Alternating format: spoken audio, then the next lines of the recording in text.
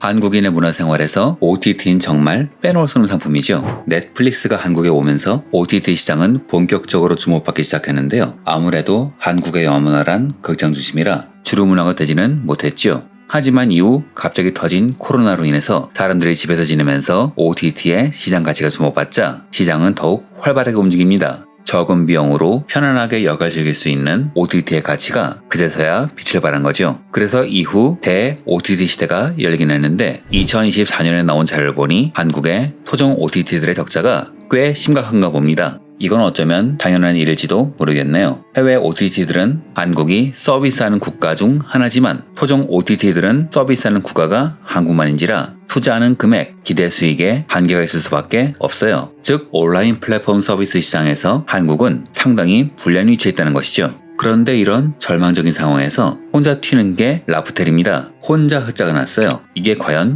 요행일까요?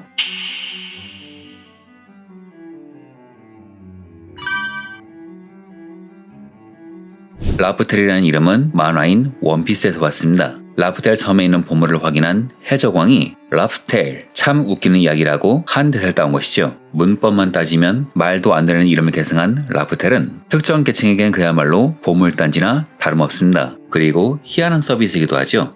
왜냐하면 불리한 조건은 전부 다 갖고 있기 때문이에요. 우선 토종 OTT입니다. 앞서 말씀드렸듯 고객층이 아주 제한적인데 게다가 상품이 애니메이션이에요. 한국에서 애니메이션은 비주류 중에 비주류죠. 너의 이름은 히트하기 전까지 명탐정 코난 외의 애니메이션은 VOD 출시를 위해서 형식적으로 개봉되는데 불과했으며 TV판 작품의 경우 팬들이 원하는 작품이 여러 곳에 흩어진 경우가 많았습니다. 이걸 보기 위해서 유료 서비스를 여러 개 가입할 순 없으니 불법으로 내려받는 문화가 퍼질 수밖에 없습니다. 그래서 이쪽은 블루레이를 사는 사람이 바보 취급을 받는 문화가 아직도 좀 남아있어요. 즉 라프텔은 불리한 조건은 모조리 다 갖고 있는 거죠. 불법이 판치고 시장은 아직 여물지 않은 애니메이션 시장. 라프텔은 이런 척박한 시장에서 토종 애니메이션 OTT 서비스를 시작합니다. 그런데 플랫폼 서비스는 시장 1위가 독식하잖아요. OTT 간 경쟁이 치열해지면서 웨이브, 티빙 등이 흔들리고 넷플릭스가 군계 1학으로 떠오르자 사람들은 라프텔이 제일 먼저 망할 거라고 생각했다고 해요. 하지만 뚜껑을 열어보니 국내 OTT 중 유일한 흑자 회사가 된 거죠. 대체 이유가 뭘까요?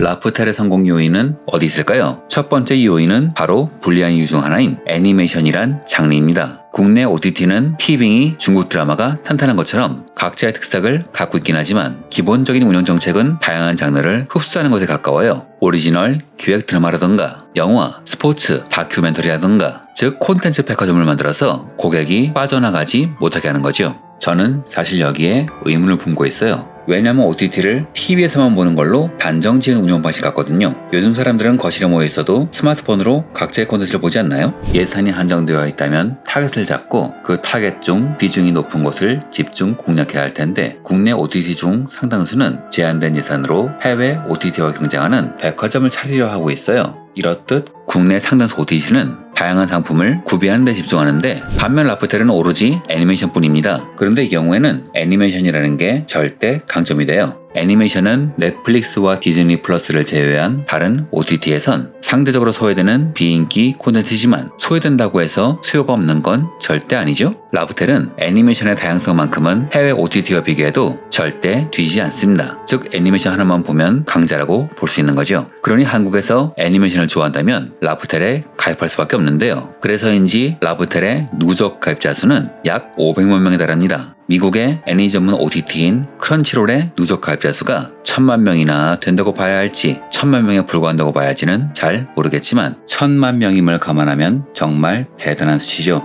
게다가 월간 활성 이용자 수는 2023년 기준 100만여 명에 달합니다. 즉 가입자의 이용 빈도도 상당히 높은 편이에요. 다른 토종 OTT가 다양한 콘텐츠에 투자하는 바람에 일부 장르의 경우 업데이트의 빈도가 늦는 걸 감안하면 라프텔은 애니메이션만 업데이트하니 콘텐츠가 자주 갱신되는 거죠. 두 번째 이유는 수익성을 증명했다는 겁니다. 창업 5년여 만인 2019년에 손익분기점을 넘긴 지는 오래고 2022년 연간 매출은 250억, 2023년 연간 매출은 300억으로 꾸준히 상승하고 있으며 2024년엔 유일하게 흑자를 내고 있죠. 지금 국내 OTT는 물론 넷플릭스, 아마존도 수익성 악화로 구조 조정을 하는 걸 감안하면 좋은 걸 넘어 희한한 상황이에요. 셋째는 서비스의 밀도입니다. 라브텔의 직원들은 대부분이 덕후라고 해요. 이게 가능했던 이유는 다른 OTT는 아무래도 서비스하는 모든 장르를 이해하는 덕후를 구하기 힘들지만 반면 라프텔은 애니메이션 덕후만 구하면 되죠. 라프텔의 상품 구성, 마케팅 전략을 보면 서비스하는 사람이 덕후라는 게 한 번에 느껴져요.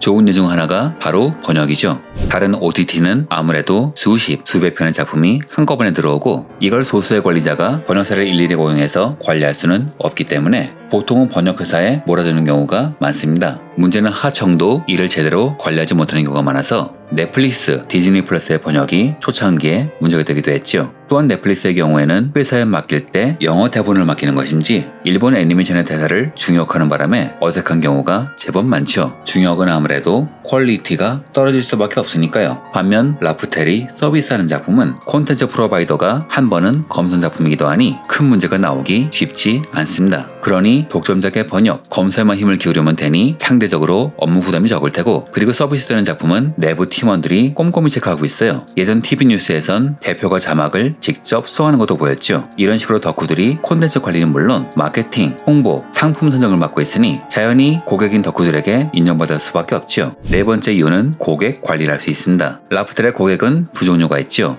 애니메이션을 보는 시청자, 그리고 애니메이션을 공급하는 콘텐츠 프로바이더, 바로 CP입니다. 라프텔에 인수한 애니플러스의 주주총회 소식 공고문을 보면 주요 타겟층이 10대에서 20대라 되어 있는데요. 라프텔의 서비스는 이들 타겟층에 철저하게 맞춰져 있어요. 당시 국내 OTT가 구독제 운영했다면 라프텔은 일부 작품에 한해 광고 시청을 전제로 한 무료 서비스를 제공합니다. 물론 넷플릭스도 광고 시청을 전제로 한 서비스는 있지만 이건 유료죠. 라프텔은 왜 무료 서비스를 시작했는가? 이유는 소비자의 구매 패턴을 잘 알기 때문이에요. 10대의 경우 아무래도 주머니 사정이 여의치 않기 때문에 유료 서비스 이용하려면 기회비용을 심각하게 고민할 수밖에 없습니다. 그러니 광고를 전제로 한 무료 상품을 제공하는 거죠. 이러면 따로 돈을 쓰지 않아도 10대 소비자는 라프텔을 주기적으로 이용할 수밖에 없습니다. 그리고 이런 식으로 고정 이용자가 되면 어느 순간 광고가 귀찮아서 혹은 20대가 되어 주머니에 여유가 생기면 자연스럽게 멤버십에 가입하게 돼요. 그럼 10대에서 20대가 돈이 되느냐?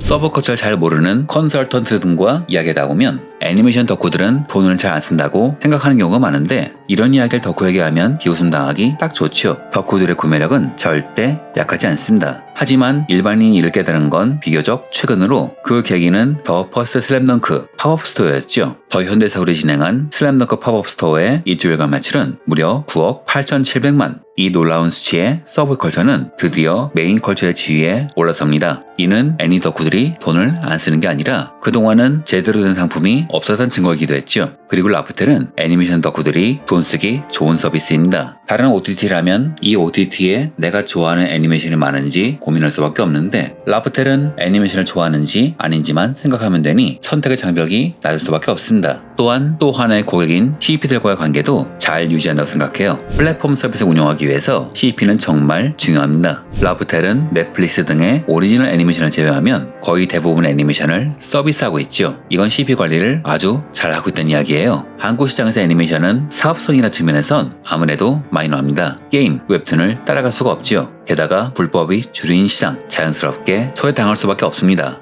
하지만 역으로 생각해보면 시장에 주류 사업자가 없는 우주공산의 시장이기도 했죠. 즉 발상을 바꿔보면 비주류 시장에 비교적 적은 비용으로 뛰어들 수 있는 블루오션 중에 블루오션이기도 했습니다. 라프텔은 이 틈을 정확히 노린 서비스죠. 또한 라프텔은 CP들에게도 정말 좋은 서비스입니다. 아무래도 시장이 좁다 보니 직접 VOD로 팔거나 자사가 소유한 케이블 TV에서 방영하는 것 외에는 방법이 없었는데요. 문제는 한 CP의 방송 서비스에 경쟁사인 타 CP의 작품이 들어갈 리가 만무하니 자연스럽게 작품들이 여러 OTT에 흩어져 버리게 된 거죠. 그렇기 때문에 서로 클 수가 없었어요. 그러니 CP는 파편화된 시장에서 낮은 수익을 기대하면서 치킨 게임을 할 수밖에 없었습니다. 그리고 지신 고객들은 불법으로 몰려갔고요. 하지만 넷플릭스나 팀이 증명했듯 사람들은 편하면 불법을 버리고 유료 서비스에 지갑을 엽니다. 아마 CP는 초창기에는 라프텔을 경쟁사로 보고 콘텐츠를 공급하지 않았을 겁니다. 하지만 라프텔은 자신이 또 하나의 CP가 아니라 CP를 위한 통합 플랫폼이라는 점을 꾸준히 설득했고 결국 2018년 애니플러스가 시장 검증을 위해서 일부 작품을 동시 방영하는 것을 허용하면서 상황이 바뀌죠. 그리고 다음 해인 2019년에 라프텔은 손익분기를 넘기면서 자사의 가치 인정받았고 이에 공모된 여러 CP가 참여하면서 안정적으로 성장하게 됩니다. 그리고 이 CP들은 라프텔에서 안정적인 수익을 얻게 되지요. 그 결과가 유일하게 흑자가 난 토종 OTT인 것이고요. 선택과 집중의 힘이 얼마나 대단한지, 선택과 집중을 위해 무엇이 필요한지 라프텔은 잘 보여줬습니다. 또한 한국 시장에서 전문 서비스가 성공할 수 있음을 멋지게 증명한 사례라고 생각해요. 그래서인지 애니플러스는 2022년 11월 라프텔을 운영하는 주 라프텔을 인수합니다.